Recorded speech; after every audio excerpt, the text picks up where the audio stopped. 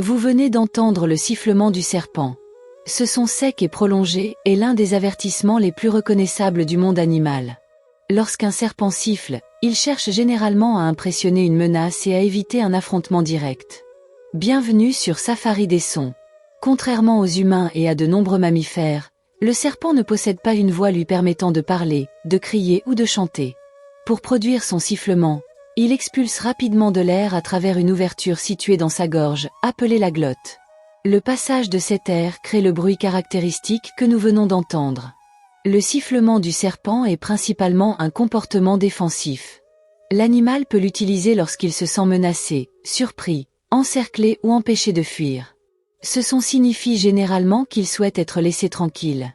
Il ne traduit donc pas nécessairement une volonté d'attaquer, mais indique clairement que le serpent est inquiet et qu'il pourrait se défendre si la menace persiste. Avant de siffler, le serpent tente souvent de rester immobile ou de s'éloigner discrètement.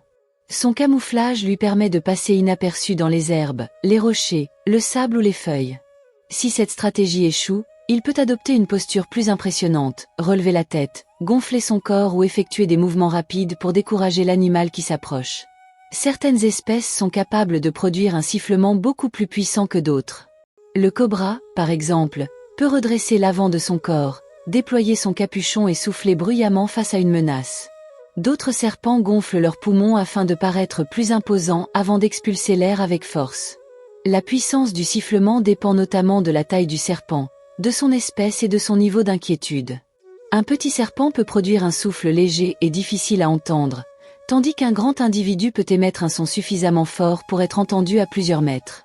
Tous les bruits produits par les serpents ne sont cependant pas des sifflements.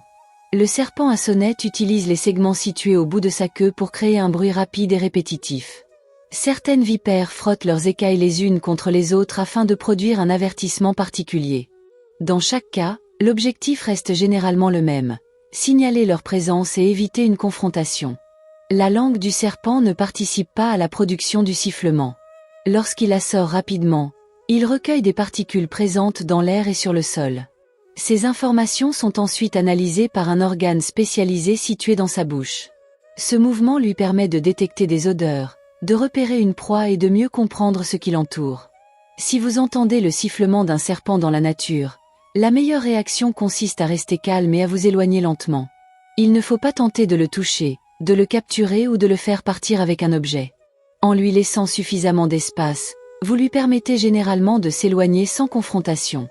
Les serpents jouent un rôle essentiel dans l'équilibre naturel.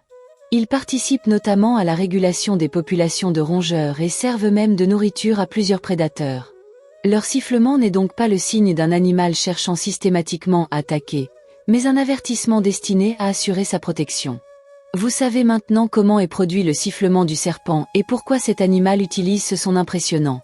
Abonnez-vous à Safari des sons pour découvrir et identifier les voix les plus étonnantes du monde animal.